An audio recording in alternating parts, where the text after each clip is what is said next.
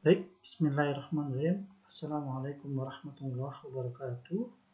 Selamat pagi anak-anakku semua. Alhamdulillah di pagi hari ini kita masih diberikan kesempatan oleh Tuhan, oleh Allah Subhanahu wa taala untuk melanjutkan pembelajaran kita. Nah, hari ini kita akan melanjutkan pembelajaran kita di tema 1 tentang pertumbuhan dan perkembangan makhluk hidup. Subtema 2, pertumbuhan dan perkembangan manusia pada pembelajaran ketiga. Sebelum kita mulai pembelajaran kita hari ini, kita mohon pada Allah Subhanahu wa taala, pada Tuhan Yang Maha Esa, mari kita berdoa. Mudah-mudahan pembelajaran kita hari ini diberkahi oleh Allah dan apa yang kita pelajari hari ini memperoleh kebermanfaatan buat kehidupan kita sehari-hari. Berdoa dalam hati, dimulai. Oke, selesai anak-anakku. Pada hari ini, tujuan pembelajaran yang akan kita capai adalah kalian dapat mengidentifikasi gerak kuat dan lemah tangan dalam suatu tari dengan benar. Kalian dapat memperagakan gerak kuat dan lemah tangan dalam suatu tari dengan percaya diri. Berikutnya, kalian diminta dapat mengidentifikasi makanan yang baik untuk proses pertumbuhan dan perkembangan dengan tepat. Lalu kalian juga diharapkan dapat menjelaskan pengaruh makanan pada proses pertumbuhan dan perkembangan dengan tepat. Lalu kalian juga diminta dapat menentukan hasil penjumlahan dengan teknik menyimpan yang benar. Terakhir, kalian juga diminta harus dapat menyelesaikan masalah sehari-hari terkait dengan penjumlahan teknik menyimpan dengan benar. Oke anak-anakku, masih ingatkah kalian dengan gerakan kuat dan lemah tangan pada gerakan tari yang sudah dipelajari pada pertemuan sebelumnya, yaitu di pertemuan yang pertama? Ya. Ada berapa gerakan yang kalian masih ingat? Oke, sambil mempraktekkan gerakan-gerakan itu, cobalah kalian sambil bernyanyi dengan lagu tepuk tangan. Ya. Tangan kanan, tangan kiri mempunyai jari, direntangkan, dibengkokkan, putar pergelangan, acung depan dilentikan, ayo tepuk tangan. Oke, mudah bukan lagunya? Oke, lagunya tepuk tangan, ya. Oke. Tangan kanan, tangan kiri mempunyai jari, direntangkan, dibengkokkan, putar pergelangan, acung depan dilentikan, ayo tepuk tangan. Oke, mudah bukan? Sekarang kita lihat gerakannya. Angkat tangan kanan, ya.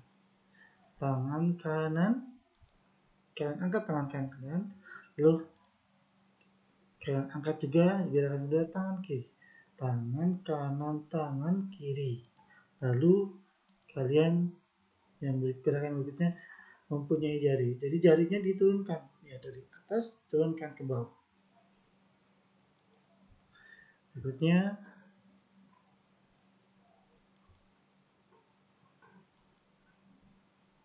direntangkan, gerakan keempat yaitu tangan kamu direntangkan seperti gambar ini. Gerakan yang kelima, kalian bengkokkan seperti huruf U ke atas, ya.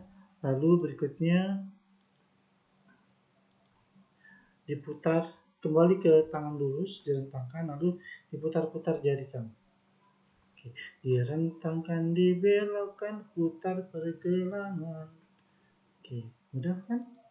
Nah, gerakan berikutnya acung depan. Jadi tangannya diluruskan ke depan, lalu dilentikkan, ya, dilentikkan, di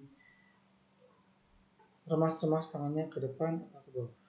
Lalu selesai ini, yang terakhir kita tepuk tangan. Ingat lagunya? Ya.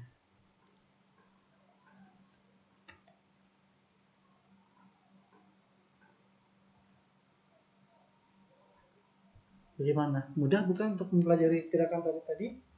Dan bagaimana perasaan kalian saat menari dengan gerakan lagu tadi? Ya, mudah-mudahan kalian dapat mengikuti semua gerakan sesuai contoh yang sudah diberikan oleh kami. Kalau kalian kurang paham, silakan diulangi lagi video ini tentang lagu dan gerakan-gerakannya. Dan kalian berlatihlah dengan tekun agar dapat menari dengan baik. Oke? Mudah bukan anak-anak? Nah, untuk dapat menari dengan baik, kalian perlu banyak berlatih. Menjaga pola makan juga penting loh, agar badan kalian tetap sehat. Dengan badan yang sehat, kalian dapat melakukan gerakan tari dengan baik.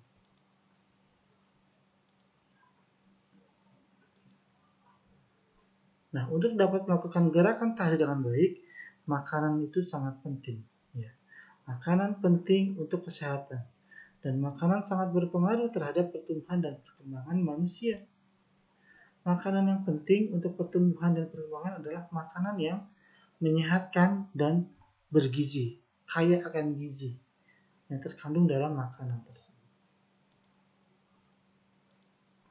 Nah, anak-anakku, ada beberapa macam makanan yang bergizi. Ada makanan pokok, misalnya nasi, kentang, jagung, roti, ubi, dan sagu.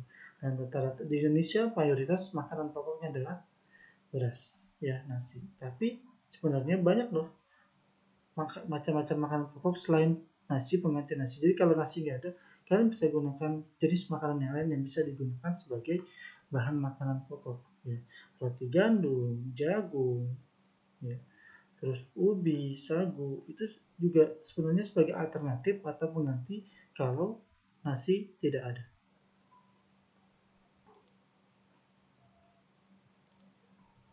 Berikutnya adalah makanan bergizi yang berikutnya adalah lauk pauk. Ya. Lauk pauk itu misalkan ada daging, ikan, tahu, tempe, telur, cumi, ya, dan lain sebagainya. Itu contoh lauk pauk yang mendampingi makanan pokok kita. Berikutnya, makanan bergizi yang ketiga yaitu sayur-sayuran. Ya. Sayur-sayuran adalah bagian dari makanan-makanan bergizi. Misalkan kangkung, bayam, wortel, buncis, tomat, sawi, ya, brokoli, kembang kol, dan masih banyak lagi yang lainnya yang termasuk kelompok sayur-sayuran yang bergizi. Berikutnya yang keempat adalah buah-buahan. Buah-buahan juga termasuk salah satu bagian dari makanan yang bergizi. Misalkan jeruk, apel, anggur, pisang, jambu, nanas, pepaya, ya. Dan masih banyak lagi buah-buahan yang lain yang kaya akan kandungan gizi. Berikutnya susu, ya. Kalau kalian pernah ingat slogan 4 sehat 5 sempurna. Nah, 5 sempurnanya ini adalah susu. Susu itu bisa kita dapat dari hewan ataupun dari tumbuhan. Kalau dari hewan kita bisa dapat dari sapi, dari kambing. Atau kalau di Arab itu ada susu unta. Kalau dari tumbuhan apa? Dia. Yang sering kita minum adalah susu kedelai. Dari kacang kedelai yang sudah diolah, dihaluskan dan diambil saripatinya, jadilah susu kedelai. Anak-anakku semua, makanan-makanan tersebut mengandung gizi seperti karbohidrat, protein, lemak, vitamin, mineral, dan air. Dari 4 jenis makanan, ya, dan satu penyempurna dari makanan itu mengandung karbohidrat, protein, lemak, vitamin, mineral, dan gizi yang sangat cocok untuk perkembangan kesehatan tubuh kita, loh anak-anak. Misalkan di sini Bapak akan tunjukkan makanan yang mengandung karbohidrat, ya. Banyak terdapat di makanan pokok. Ya. Di roti gandum, di beras, di jagung, di ubi. Ya. ini banyak terkandung karbohidrat sebagai zat pembangun tubuh. Lalu makanan yang banyak mengandung protein, ya. Ini gambarnya, contoh-contoh makanan yang banyak mengandung protein. Protein itu ada dua jenis loh ternyata. Ada protein hewani, ada protein nabati. Nah, kalau protein hewani adalah protein yang berasal dari hewan. Misalkan ikan, daging, susu, keju, dan telur. Itu banyak mengandung protein. Ya. Lalu ada protein yang berasal dari tanaman atau tumbuh-tumbuhan. Disebut juga protein nabati. Apa itu contohnya? Tempe, tahu, ya, kedelai, kacang-kacangan. Itu termasuk dalam makanan dari tumbuhan yang banyak mengandung protein nabati. Berikutnya adalah di setiap makanan pasti ada yang terkandung vitamin. Nah, vitamin ini rata-rata banyak terdapat pada sayur-sayuran dan buah-buahan. Ya. Di sayur-sayuran dan buah-buahan banyak mengandung vitamin. Dari vitamin A, B, C, D, dan vitamin K. Yang semuanya berfungsi untuk membantu kesehatan tubuh kita. Lalu selanjutnya mineral, ya. Kandungan berikutnya adalah mineral banyak terdapat pada ikan, sayur, dan susu. Ikan, sayur, dan susu, alpukat, pisang, strawberry, ini di daging, di sayuran, di kacang-kacangan, ini juga banyak terkandung mineral di dalam. Ya. Dan terakhir, nah, kalau kita sudah menjaga pola makanan kita yang sehat dengan prinsip 4 sehat 5 sempurna, maka apa yang harus kita lakukan? Kita harus menjaga makanan yang kita makan agar selalu bersih dan menyehatkan. Kalau kita makan makanan yang sehat, bersih, dan menyehatkan, maka akan membantu pertumbuhan dan perkembangan manusia dengan baik. Tidak akan kekurangan gizi. Kalau pola makanan kita adalah makanan yang bersih, menyehatkan, dan bergizi. Oke anak-anak, sekarang kalian perhatikan gambar ini. Ini ada di buku paket kalian. Ya. Amati gambar makanan berikut ini. Beri tanda checklist pada makanan yang sebaiknya dimakan tiap hari. Dan beri tanda silang, ya, di bagian lingkaran ini. Beri tanda checklist atau silang pada makanan yang sebaiknya dimakan sesekali saja atau bahkan dihindari. Boleh makan tapi jarang. Atau kalaupun ini ya dihindari, jangan sampai kita makan. Ya. Lalu kalian tulis pula alasannya. Misalkan nih, yang pertama gambar buah-buahan. Apakah kita checklist atau kita silang? Nanti silakan kalian berikan alasan kenapa kalian memberikan tanda seperti itu. Oke, ini gambar apa ini anak-anak? Ini gambar permen. Apakah perlu tanda checklist atau tanda silang? Ya, kalau kalian menganggap ini perlu dikasih tanda checklist, berikan alasannya. Kenapa makanan ini perlu dimakan tiap hari. Yang ketiga gambar apa anak-anak? Gambar es krim. Kalian sudah pasti tentu. Nah, kira-kira kita butuh tidak es krim setiap hari? Kita perlu sekali. Ya, gunakan tanda yang cocok, tanda checklist atau tanda silang, dan berilah alasannya. Ini dia sama coklat, susu, dan lauk pauk. Berilah tanda checklist atau tanda silang dan kalian beri alasannya kenapa kalian anggap itu makanan penting dimakan setiap hari atau kenapa makanan itu tidak penting dan tidak perlu dimakan setiap hari.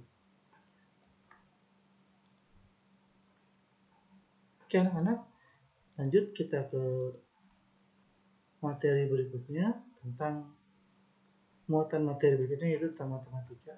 Ya, kita lanjutkan.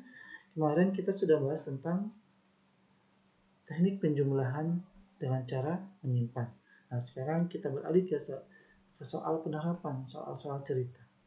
Misalkan, bayangkan jika di suatu perkebunan dapat menghasilkan 3.400 buah dalam satu kali panen. Dan pada panen kedua menghasilkan 2.340 buah. Berapa jumlah buah yang akan dihasilkan dalam panen pada 2 kali panen? Oke. Ya. Pada panen pertama dia mendapatkan 3.400 buah, dan pada panen kedua dapat menghasilkan 2.340 buah. Pertanyaannya, berapa jumlah buah yang dihasilkan dalam 2 kali panen? Jadi dia kalau dijumlah ditambah, kita tulis ditambah. Nah, 0 ditambah 0 sama dengan 0. Terus 0 tambah 4 sama dengan 4. 4 tambah 3 sama dengan 7. Dan 3 tambah 2 sama dengan 5. Jadi hasilnya adalah 5.740. Ya. Angka satuan harus sejajar dengan angka satuan, angka puluhan harus sejajar dengan angka puluhan, dan angka ratusan juga harus sejajar dengan angka ratusan. Serta angka ribuan juga harus sejajar dengan angka ribuan. Kalau kalian tepat dalam menempatkan posisi angka, insya Allah kalian akan mendapatkan hasil yang tepat. Mudah bukan? Oke anak-anak, selamat belajar dan mengerjakan tugas-tugas hari ini. Mudah-mudahan materi yang sudah Bapak sampaikan bermanfaat. Assalamualaikum warahmatullahi wabarakatuh.